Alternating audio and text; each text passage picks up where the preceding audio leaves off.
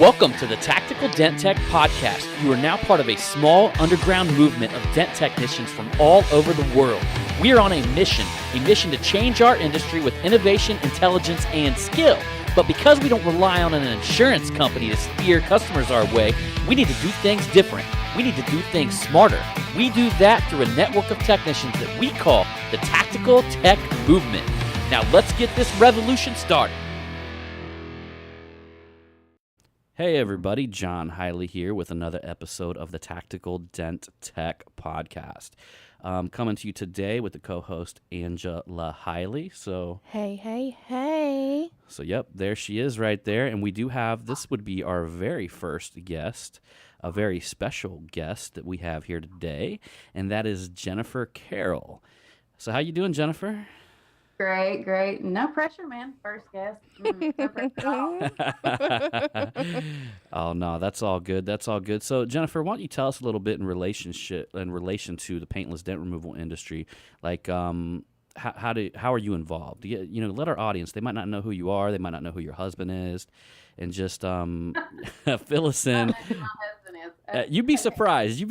There's some listeners out there that, they tend to gloss over, and then this might be their first introduction to Mr. Jeremy and Jennifer here. So we just kicked him out of the room, by the way, because if he was on here, we would have dominated the whole podcast. We were riffing there for a while, and my wife started beating on me, and she finally got me to stop. So tell us, Jennifer, about you and Jeremy and your business here, and kind of what you do and what you got going on here in the industry.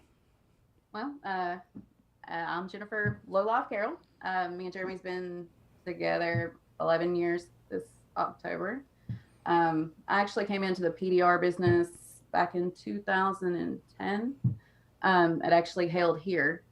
I started doing all the paperwork, bookwork, and all that for the hailstorm here, and it's just progressively grown. I do the brokering now when it hails. Say like when it hailed in Wyoming last year, I do the cold calls and all that. I do all the billing. I do anything that he doesn't want to do except for pushing dents. I do everything else. So. Right. Yeah, that kind of sounds a lot like our relationship. So y'all got together 11 years ago, but were you guys like, do I got this wrong? Are you guys like high school sweethearts? I mean, how'd you guys meet? Good old MySpace. Oh, MySpace. Woohoo! Is that thing? We live in the same area. We'd passed each other in nightclubs and whatnot, but we'd never actually spoke. And he hit me up on MySpace one day, and it went from there. So he was actually working a hailstorm in Pennsylvania when we started talking. We talked for probably 3 months while he was on the road, and that was it. So. All right, so 11 years ago, y'all got together, and about how long in your relationship did you start taking over the the business aspect of the business? It was, let's see, about 3.5 years. Beginning of our relationship. Nice. So, and can I ask you? When we first got together, I had no clue what PDR was. When he told me what he did for a living, I was like, "You do what?" And now it's like everybody knows what paintless dent repair is. Like back then, it was like, I didn't know that you could push a dent out of a car. I thought you had to take it to a body shop. So it was all new to me. So. Right. So let me ask you something. You said you're involved in kind of the brokering and the payouts and working with the techs and things like that. Do you have direct relationships? And what are some of the challenges that you might face with dealing with that role? Because I know that was a challenge with me. I don't know if you actually got to deal with them directly, but I felt like I kind of had to be a psychologist. I had to be I had to kick people's asses, but at the same time I had to make sure the certain ones were just treated just in a certain way, and there was there's a dynamic there, right? Yeah, you have to pet their heads, make sure that the ones that need the extra attention get it, I guess you could say. But on that aspect, Jeremy does the coddling the most part. I make sure everybody gets what they need as far as pay, and when I'm dealing with the body shops, I make sure they're happy. If they need something, I'm the one that usually flies out and deals with them one-on-one. So that's where that goes these days. Yeah. So do you actually go into the body shop and do sales or anything like that? Like walk in there? I do, since we've got 2 kids. Yeah. The majority of my sales is cold. sometimes if it's local, I'll go into a body shop, but if it's across country, it's all cold calls. But I mean, if it's a local deal, I'll go in and try to sell it. I mean, we do it that way. I mean, we've got the local techs that sell, and I follow in behind them. So. Mm-hmm. So let me ask you, do you think it helps being a female walking into a body shop? Yeah, what is that? What's that like? They, a lot of the guys think because you are female that you don't have an idea about what you're doing, especially in the automotive world. When you're calling and you're talking about car repairs, they think that, oh, it's a woman. She don't know. And if I'm calling on a hailstorm or something, and say you always get the receptionist first, and it's always going to be a woman, you're going to get shot down immediately with me being a woman. Now, if you call John, she's going to be like, oh, hey, how you doing? Yeah, and she's going to talk to you. Right. But if I might flaunt myself in there a little bit. Oh my God. You would though, wouldn't you? Well, see, I got to get us through that door, and then you got to take us to the next level. That's how that works, right? Yes. But if you get a guy that answers the phone, you can schmooze them, especially with my little Southern accent. If I get a Northerner, I kick it up, and they think it's just so cute, and they just want to talk and talk and talk. But yeah, it's just, they honestly think that because we are female that we have absolutely no idea what we're talking about. They're like, oh, so you work on cars? No, I don't, but I can tell you what we do. And I mean, when you've got some women that wouldn't know a quarter panel from a hood. So, I mean, and that's what they expect when they talk to a female. So, yeah. Well, the one thing I do know about the female, should I say species or race? No, that would be the female. Is that, in all honesty, you know, like you said right there, it's something I picked up. You're like, well, if it's a Northerner, I'm just going to kick up my accent, and that's just going to melt them, right? Guys, I want you all, guys out there, I want y'all to remember this, okay? Because women are the masters at seduction, all right? They have mastered it, and it's natural for women because it was actually originally a primal means of survival, right? Y'all ever heard about when cavemen used to hit women over the head and like drag them under the woods, right? Drag them. Well, that shit was no joke, right? They had to do something. They had to be like, man, I got to make myself smell better or look better or, you know. And then maybe I'll attract that big one over there. If I get that big one over there, he won't let anybody drag me into the woods anymore. And so in all honesty, it's like a natural means of survival, you know? Mm-hmm. Yeah, I know. I go deep. I go like way back, you know, like back into the caveman days. Take it to that next level. It is the truth, though. I mean, when I make these phone calls, I mean, you'll automatically, if Angela was the one to answer their phone, and I'm giving her my normal spiel, telling her who I am. Hey, I'm with Direct Paintless. This is what we do. She's gonna be like, the manager's not here. He won't be back till next week. Probably true. Dude, she's gonna be like, I'll be throwing some sugars and honeys and sweethearts, and they're just all, their sugar wouldn't melt in their mouth. They eat it up. That is perfect. That is a perfect. Yeah. So let me ask something like, you know, working with Jeremy on that level, I mean, how do you guys function from day to day? I mean, I think a lot of people out there want to know, like, how to have a good like a work relationship with your, you know, your husband or your wife, but then what, like coming home and being able to be like cool too, you know? I mean, what's the dynamic there? What would you recommend people if y'all had to work? Now, I know you have no problem slapping Jeremy around and saying, hey, asshole, you're going to listen to what I have to say. We'll slap on some gloves, take it to the ring, we'll both throw down. Right. Yeah.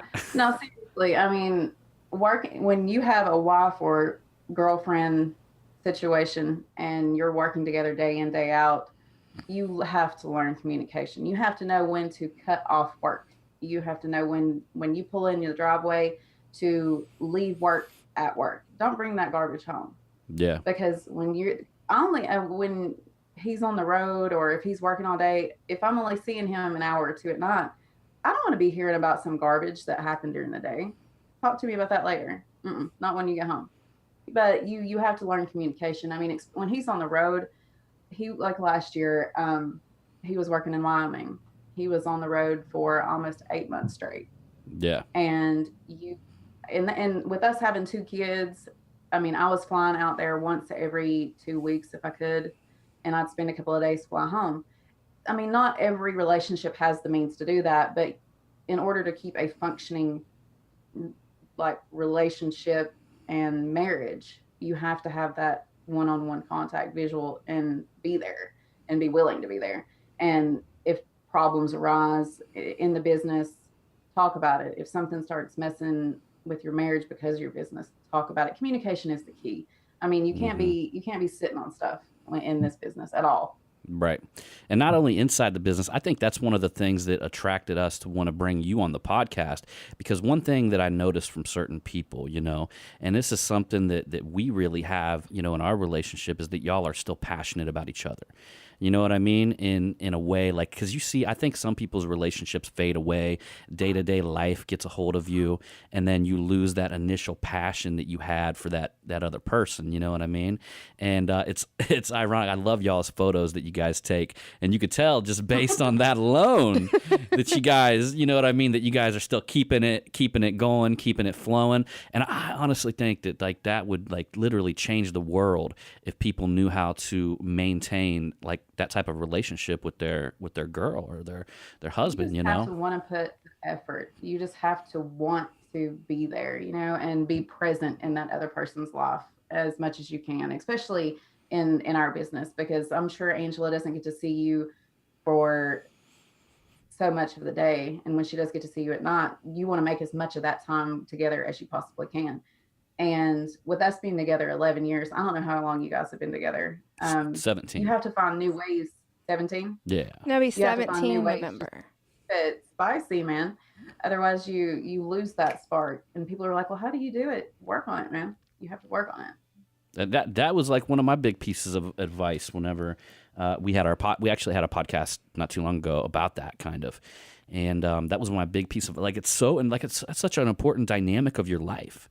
I mean, anything that holds like that much importance, you cannot afford to keep doing the same thing over and over again and getting the same result.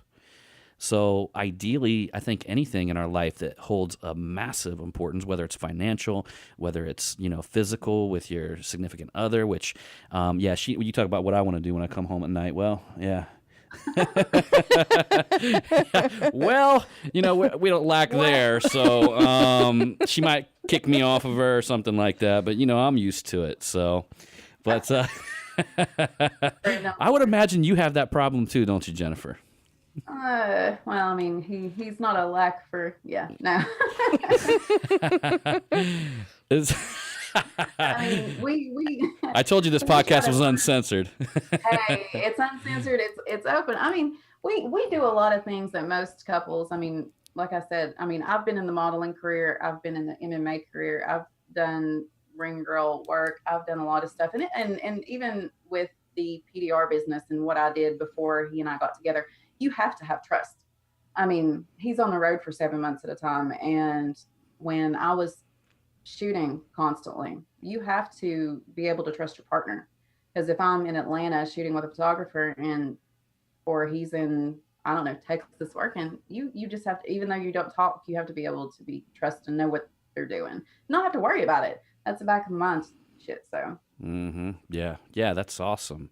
That takes definitely a special type of relationship to maintain that level of trust, so I can appreciate that. Okay. So you tell me, you're modeling. Are you still getting into that? I know that you have done a lot of that, and you guys have put up some really cool photos and stuff like that. I mean, what was that about? Like, I started modeling. I mean, I'm heavily tattooed, so God knows that's where it got its start.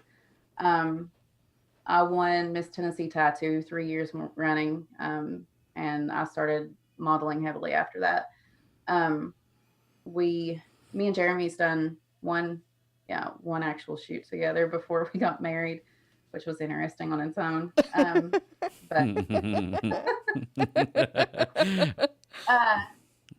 But feel free to riff on the story. Feel free to riff on the story. Details. Yeah. They were supposed to be engaged. It just kind of went sideways. But yeah, I mean, I took a small hiatus from modeling a couple of years ago when my mom got sick with cancer. Yeah. And I dedicated my time to that. And and I haven't. I mean, I do some things here and there. I was doing the ring girl, the MMA stuff, up until last year, um, when we got so busy. I just didn't have time. So I'm slowly getting back into getting in front of the camera, and it's something that it's fun, and people recognize my face when we go somewhere. I've had people. I've been in Texas with Jeremy, and they'll be like, "Oh, I'm not going to say my modeling name, but they'll be like, "Oh, I'm like, "Yeah." They'll be like, "Oh, you work in PDR too?" And I'm like, "Well, yeah. Well, I mean, can't you have two together? Have a decent face and work?" Right. Oh, that's cool. I love the whole thing because, we're both like really tattooed up as well, and it kind of cracks me up. Like, I know you guys love fast cars, and I mean, we're all about the fast cars and stuff like that as well, Mm-hmm. And it's so funny. Like, I pulled up to a gas station the other day and I was in my Corvette, and some dude just jumps out of his car. He's like, "What do you do?" And I was like, "Well, man," I was like, all the strip clubs around here, and she's in the car, like just sitting there going, "Oh," and I'm like, I mean, all that, And then he's like looking down at his feet. Yeah, he so puts he's his hands in his embarrassed. pocket and he's looking down at his feet. I was like, "Hey, man." Poor kid. Yeah, I was like, "Dude, I'm just playing. I'm in education." Do you guys ever get that? I mean, I know you. Yeah, people ask all the time, like, where I've got that Cadillac wagon. People will be like, "What do you do for a living?" I'm like, "I'm a stripper." Yeah, right. I'm like, no, I'm a kindergarten teacher. No, same thing. Kindergarten teacher. Them kindergarten teachers, I'm telling you got to watch out for them. I had one in kindergarten. Her name was Mrs. Everett, and she was always looking at me. What? I'm just kidding. I think her name was Mrs. Everett, though, actually. It's like, damn, she must really like him young. Hey, I was a stud back then in kindergarten. I mean, geez. I heard these old guys talk. Looking at the teacher. Yeah. You want to hear something? I walked into a restaurant the other day and heard these old guys talking. And one old guy looked at the other guy. He goes, "You believe all these sexual encounters with these 16-year-old boys with their teachers?" And then he goes, "What in the hell? Where were these teachers at when I was 16? They look like that when we were growing up. It's like they put something into these people nowadays. Everybody looks older when they're younger, and it's just weird. You can't tell people's age anymore, man. Well, the thing is, I think that I think in 30 years, women are going to look back and realize that this was the test time for all of that plastic surgery stuff. Like, it was like right now they're being tested on, like, because in 20 years they'll have it perfected. You know what I mean? Like, you won't look. You're not supposed to look like you shouldn't be able to look at somebody and be like, "Oh, look, you've had plastic surgery." They like in 20 years they'll actually be normal. You know what I mean? So like women are gonna look back and be like, we were like the test guinea pigs in this frame of time right now. We were the guinea pigs back then. Yeah. The kept lives. Yes. Right. Yeah. Right. So that's another thing. Go ahead. Oh no, I was going to ask you too about your mixed martial arts stuff. I mean, how was that? What was that like? I know you were you were a ring girl? I was a ring girl, and I actually trained too. I started kickboxing when I was like 8. I fought up until I was 18 in karate and kickboxing and all that. And then when me and Jeremy got together, he started doing the mixed martial arts, and then he actually took a kickboxing fight a couple of years back. And I was actually ringing his fight, which was like the most nerve-wracking experience of my life. I mean, it's one thing when your partner is beating the piss out of somebody in the street, but when they're in a ring and you're just standing out here and you're just watching them go at it, and you're just like, there's nothing you can do about it, and you're just wanting to get in there. And yeah, so there's pictures online where you see me like running in over top of the cage, and I'm like jumping on him, and people are like, "They're married, it's okay." Right. Like, damn, that ring girl just attacked that guy. He must have really looked like a sexy beast out there. She must have got worked up when she seen him fighting. Yeah, the rest of the guys were like, "I've got to fucking win." Yeah. So have you done any fights yourself in the ring? I've not took any professional fights myself. I had surgery a couple of years back on my neck, and that was a no-go after that point as far as taking fights. I still train and everything, but not actual fight. So can't snap my neck. It's been something else for us to do together. I mean, because we would go and we'd train and I'd get aggression out. I mean, if he pissed me off that day, blast him right in the mouth and get away with it. It's legal. You're in the ring. Yeah, you're in the ring. So that's kind of cool. You guys actually got a chance to, when he was learning kickboxing, you got to go in there and kind of show him what you've known since you were a kid. That must have been great being a girl at your age, being able to like kick a dude right in the face. Oh yeah, fabulous. Yeah, and that was another one of those like sexual like boss things. Is you back then you didn't have a lot of females that were training in like kickboxing or when I was young in mixed martial arts. So if you had a girl that was wearing some dude's ass out, they're just like, what? What is this? What is this species of woman? Yeah, I knew a girl that would just whoop dudes' asses back in high school. Her name was Tina Sealanders, and she looked like a short Viking. You remember that guy in the Lord of the Rings that was like the little Viking dude with the axe, like the Lord of the Rings. With the beard? Yeah, with the beard and the axe. Well, that's terrible. No, she didn't have a beard, but she had a head on her the size of a Rottweiler, and I mean her neck had to have been twice the size of mine.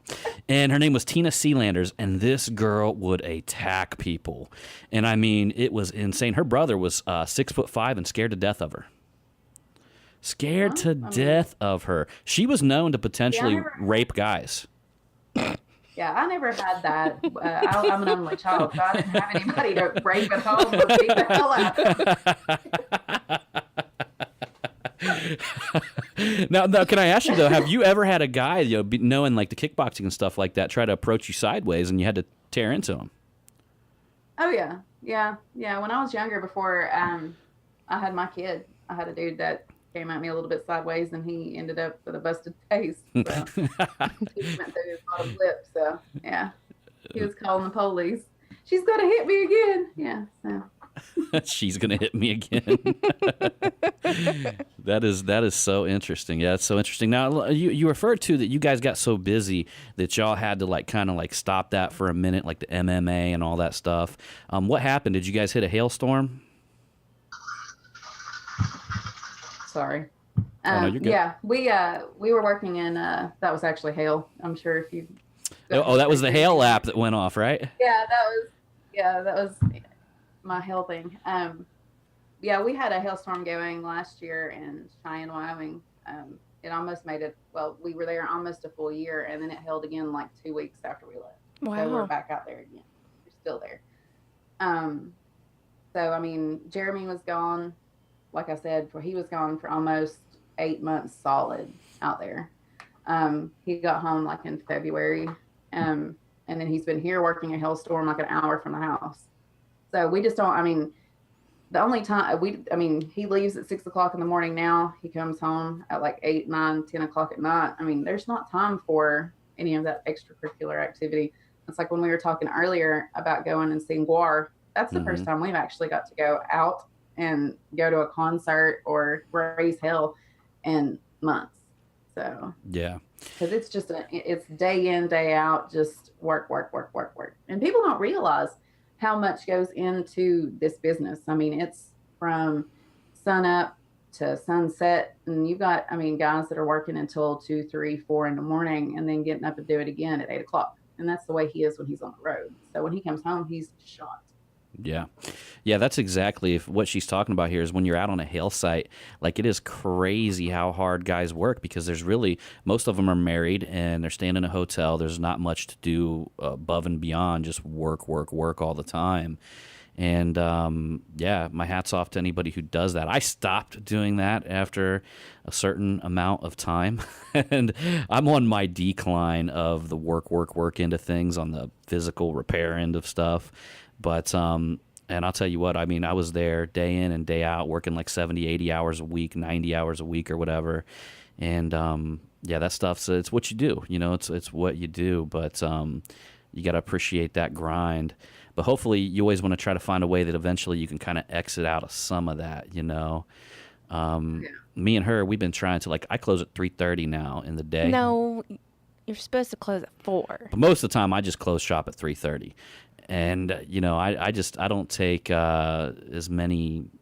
I don't know. I just don't go above and beyond to like service people with their dents, because I just believe it's, for the longest time I had the mentality like, it's an emergency, it's emergency, make the money. And then I realized that I was tearing myself up, and I was physically paying for it because I wasn't working out, Oh, yeah. and you end up pushing away the things that are important to you for money to supposedly buy the things that are important to you, and it becomes a cycle, you know what I mean, that I had to step back and try to reevaluate. Now, I ain't gonna lie, I mean, I've got other businesses now that just, they run all the time, and that's helped me do that, you know what I'm saying? Like, if I was still just grinding on a PDR game, I'd be doing it the same way, But, Yeah, I mean, he's trying to step away from doing it himself on the road as much. yeah.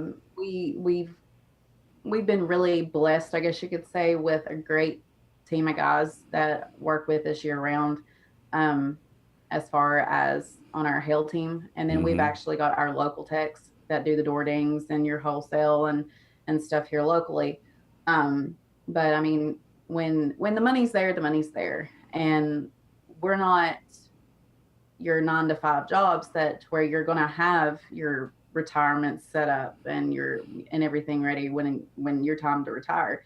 And if you don't put your money into it now, it's not going to be there.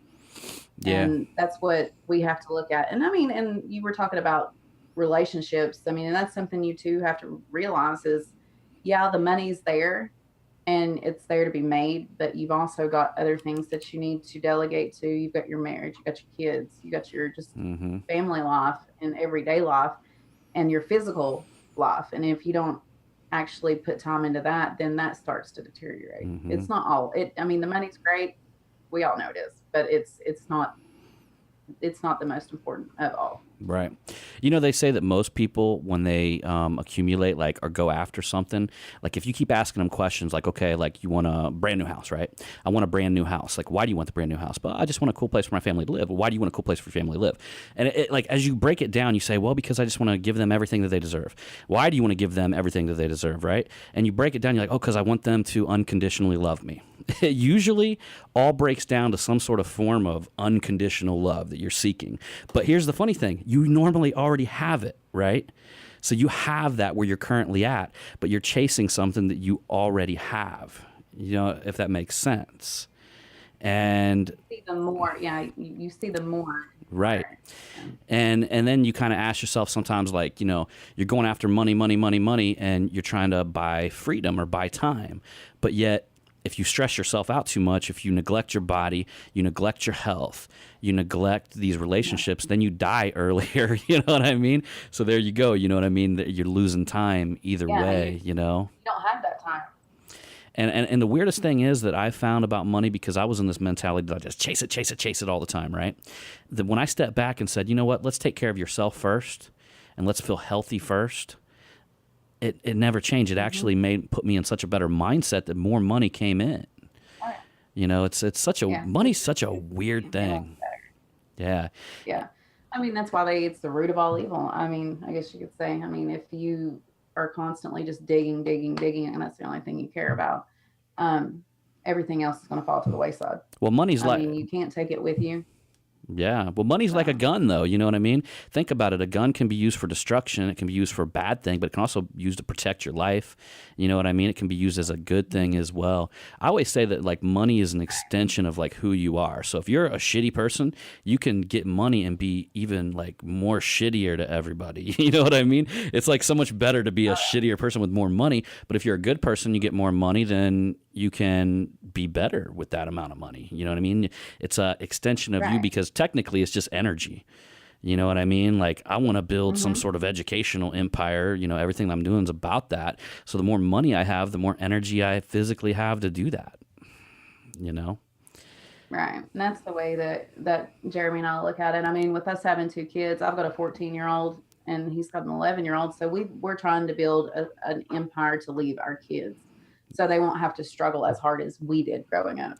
Because I'm an only child and he came from nothing. He built what he has from the ground up.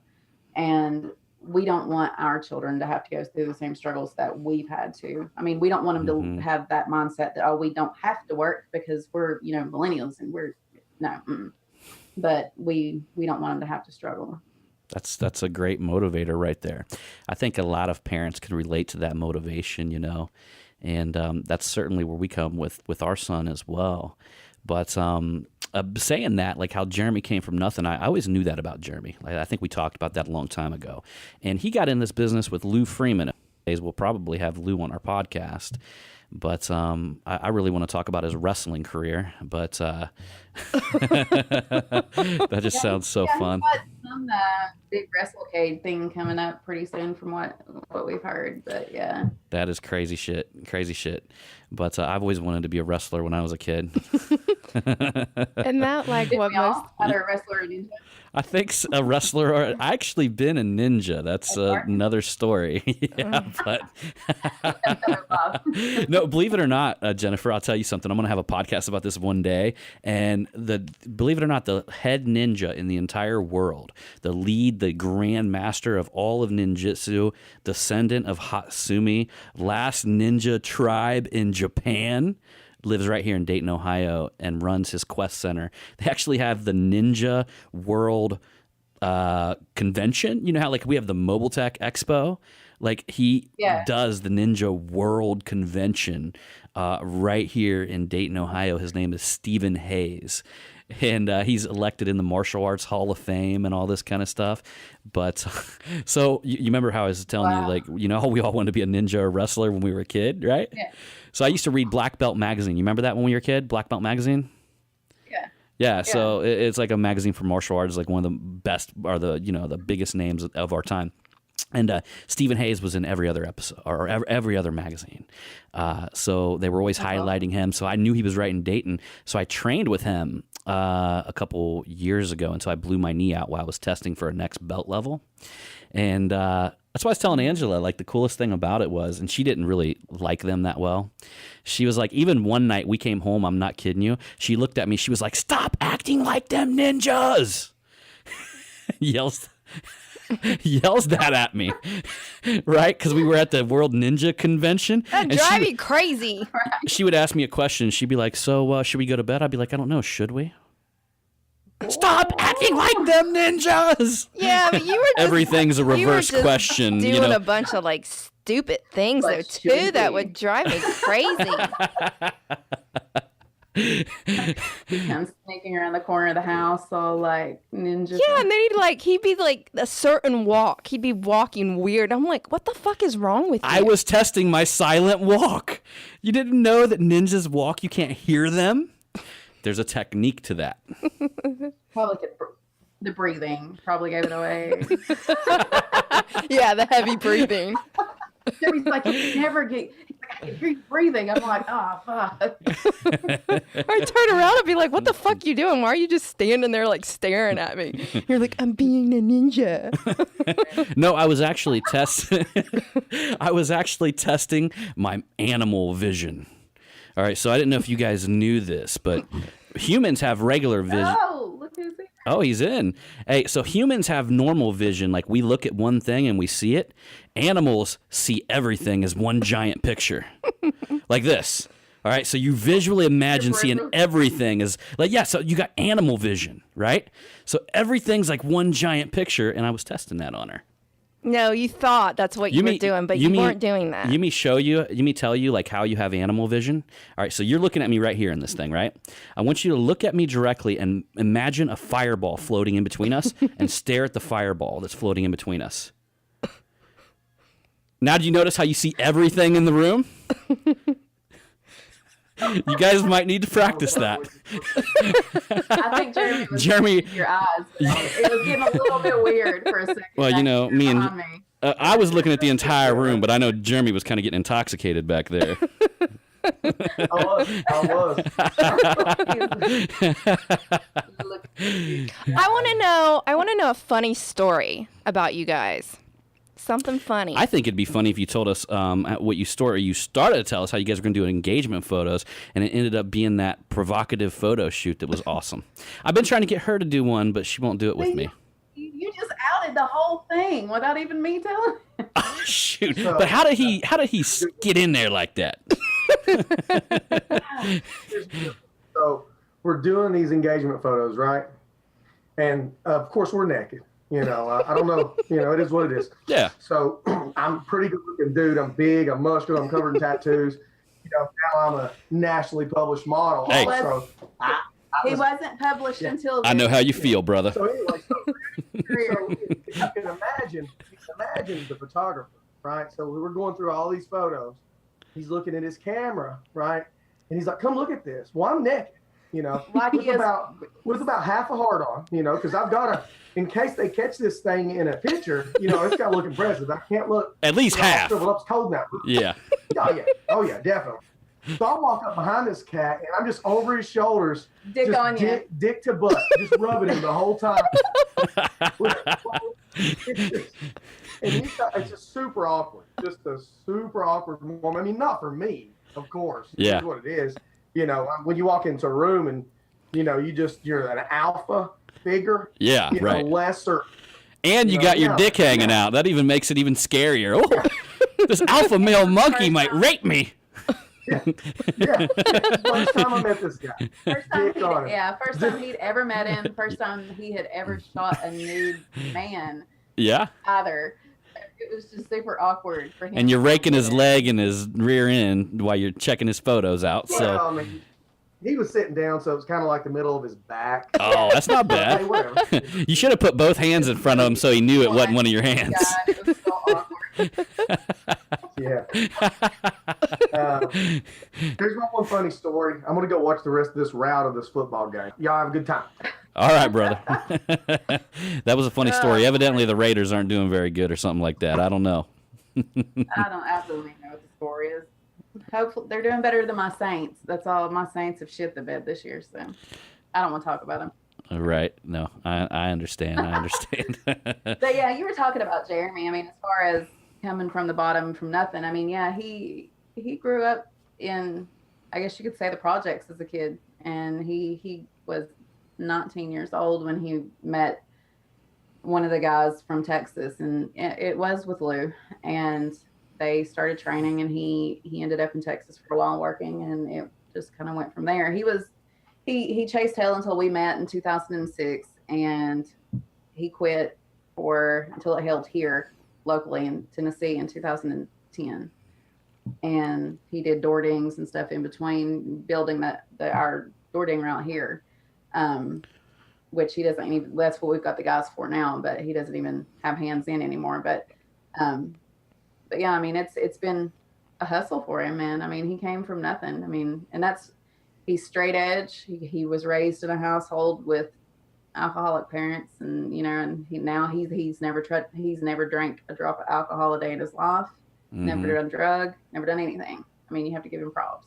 So. Yeah, that's I'm over here like, hey, can I get my phone? that's totally cool. You know what though? I was listening to a dude ask Gary Vaynerchuk a question. I like listening to some of Gary Vaynerchuk stuff. He just goes off the hook. And dude said, you know, what about these guys in Silicon Valley that, you know, come from money and all this kind of stuff and and, you know, they're ahead of me because I don't have any money and all this stuff. Gary Vaynerchuk looked at him and said, dude, number one, you don't even know what you're talking about because the people in Silicon Valley, hardly any of them came from money. Okay, that's number one. The second thing is, dude, if you didn't come from money, that makes you fucking hard. You know what I mean? So harden up, right? So these other people that come from money, they're soft. You know what I mean? They're soft. They can't deal with it, okay? When somebody hits them with something, they got to give up, you know what I mean? Because they're soft. Us, the ones who came from nothing and fought our way to where we are today, you can't stop that. You know what I mean? That's a force right there, right? So you're right. Hands off to him for that. Nothing's going to stop Jeremy. No, you have to. I mean, he hustles and he pushes, and I mean, it's something it's impressive. I mean, I've never seen a man be so, I guess, dedicated and driven to everything. It's not just work; it's anything that he puts his mind to. And if he sees a goal, like when he was fighting, when he took his fight, I mean, that's all he saw. I mean, that's what win in every aspect of life, and that's the way it should be. there's no, it's like my son. I'm trying to explain to him because he's just started running cross country and doing sports and whatnot, that the second place is the first loser. So you got to be number one. You got to get that mindset, that drive, that dedication, that motivation.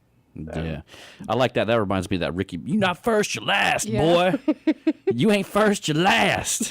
The kid jumping on his grandpa. I'm gonna jump on you like a spider monkey. Beat your ass. You know what though? It also takes a good woman to make a good man. You know.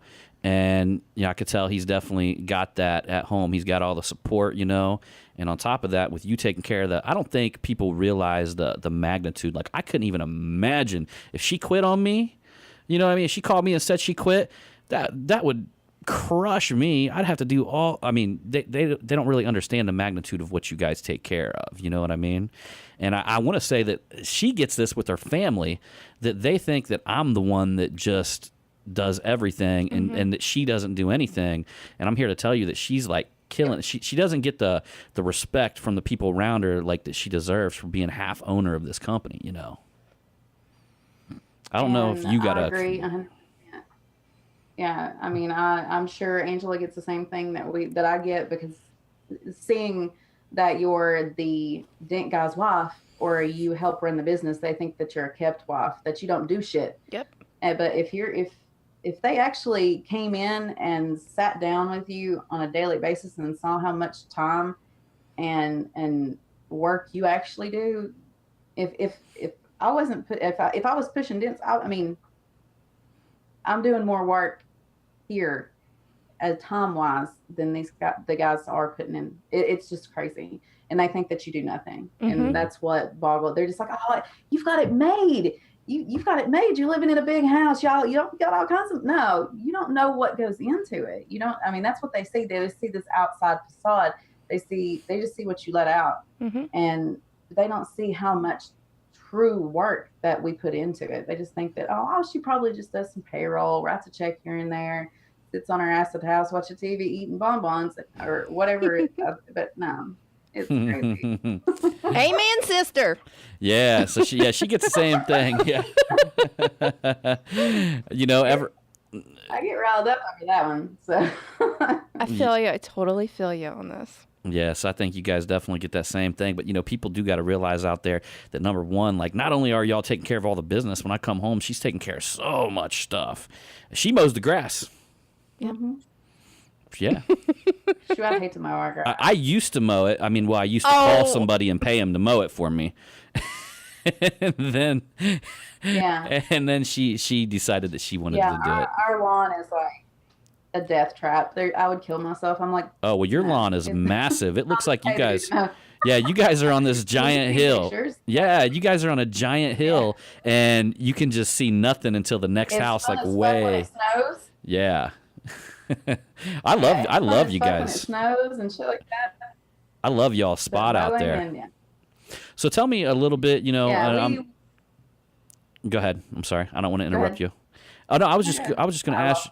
No. I was just going to ask you, about you guys' kind of like your infatuation. You said, with the low riders and stuff like that. I noticed, like, when you introduced yourself, you said Jennifer Low Life, and I know we call Jeremy Low Life. And so tell them exactly what that is. I mean, they're not calling themselves a low life. They're saying that they are into the low life and the low rider cars.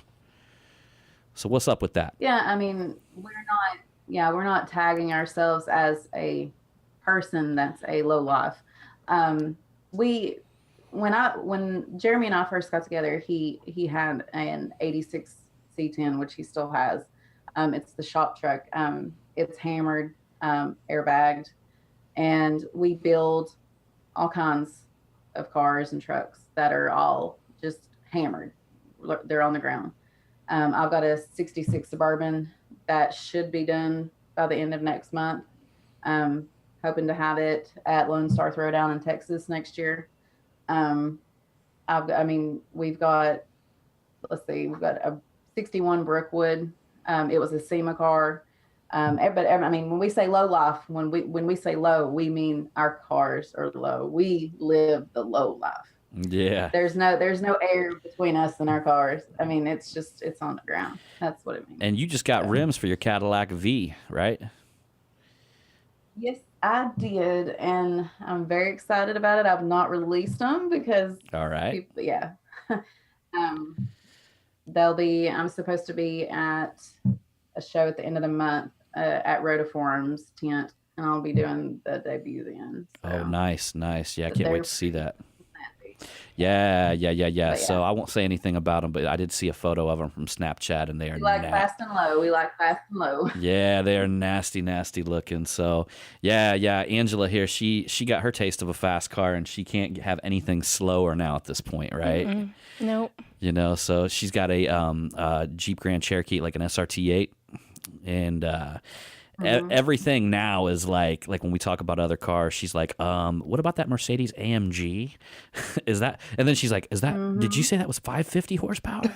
All right. Oh yeah, because I can't like you know what I mean. Like once you get a car that's like a certain horsepower, certain speed, you just can't go back, right? Mm-hmm. Yeah. So I mean, my daily is 600 horsepower. So I mean, yeah. Once you get that life, you just can't go anything slower. You just getting something stock, and you're just like feel like you're just cutting around. I just like my fast cars, man. I like to race. Now, do you race people on the road, like people that come up beside you, and like next thing you know, I don't know if you get this. I had a Mustang. I'm not kidding you. It was 5:00 in the morning on the highway. I had a Mustang, brand new one, pull up beside me and start doing this thing beside me, and I'm in my Corvette, and behind me and beside me. Oh, I just slammed on it, blew that dude out like by 5 or 6 car lengths or something like that. And, you know. Yeah, they'll pull up beside me and not realize because people see that it's a Cadillac and that it's a station wagon, and they're like, oh, that thing's got to be slow, because they don't know what it is. I mean, there was only 1,300 of them made. They're only in existence. And so people don't know what they are. So I'm like, I mean, it sounds like a fucking tractor. I mean, the cam on it's nasty, but. So people pull up and they'll start doing that little pull back thing. And I'm like, all right, we can do this. I mean, if you want to. I mean, see you later. But yeah, I love it. Yeah. Love it. So if you're like me, I pop on Waze. Like if somebody's doing that to me, I pop on Waze to make sure there's no police up ahead, you know? To tell you where the cops are. Yeah, because I know, because I'm like, now we're getting ready to hit about 100, 115 on this little strip, you know what I mean? So let's just say if I get pulled over at this strip, I'm just going to jail. You know, that's not like a speeding ticket. Yeah. You get pulled over doing 115 and a 45, you're going to jail. You know what I mean? Yeah, we're just going to jail. I know somebody. Now, I mean, they'll just turn around. They'll just hear it, and they'll just be like, whoop, and I'm like, okay. It's got to where they know me by name now. They'll be like, oh, hey, hasn't Jeremy fixed your car yet? Just making fun. They'll be talking about the cam on it. They'll be like, hasn't he fixed that loud noise yet? And I'm like, no, we're not doing anything with that. Right. So anyhow, Jennifer, that's awesome. Is there anything you'd like to tell us before we close out this podcast? As far as, the PDR business and the women in the PDR world, men and I guess the whole business in general, they just need to realize that when you've got a woman involved, we're not just there for eye candy. We can be, but we put just as much work into it as you guys do. And we're just as much of a staple into our husbands or whoever's business as the owners are. It takes a village, and it takes a team. It takes a solid team to run a business like we do. And when you're married, like you guys are, having a successful business that busts out like you do, you have to have a great marriage on top of it, because you can't be crossing over the streams, I guess you could say. So. Yeah. But thanks for having me. Yeah. And I was gonna say, it does help when you're married and you're local in your home, that you can just come home for lunch, occasionally, maybe have a little lunch at home, So that might be a motivator, you know what I mean? And we'll tell you guys, if y'all are having problems, maybe it is because it's only once every 2 weeks, right? Go ahead and scale that up to 2 to 3 times a week, and I'm telling you, your relationship will skyrocket. Y'all ain't even got to talk. Be like, I know what you're doing on Thursday at 2:00. You need to be coming by the house. Just give me 30 minutes. 30 minutes? I only got 5 in me. Oh no. Okay. Yeah, I'm getting trouble here. So anyhow, honey, would you like to say anything before we close out the podcast? Remember, keep it real, and it's all about the hustle. All about the hustle, y'all. All about that hustle.